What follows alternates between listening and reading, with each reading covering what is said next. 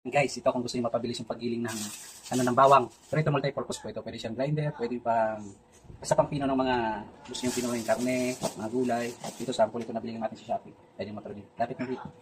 Kung gusto niyo mapabilis yung gawa niyo ito, lalagyan niyo lang diyan. Pinuhin na yung bawang. Yan.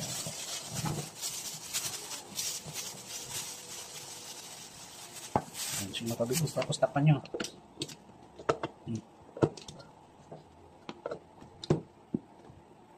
Tapos ilagay dito, nakasaksak niya. So ito pala merong number 1, merong number 2. Iwan mo lang. Tingnan natin yung ano yan. Pwede may number 2.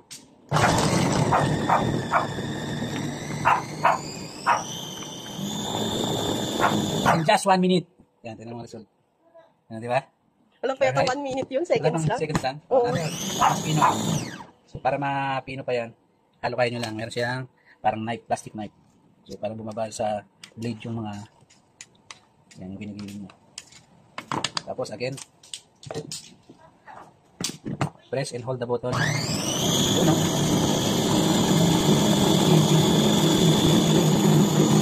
Alright, 1 minute. All goods. 1 minute. Ha? Dapat 1 minute. Oo. Tapos alisin nyo na to. Matalim siya. Oh, matalim yan.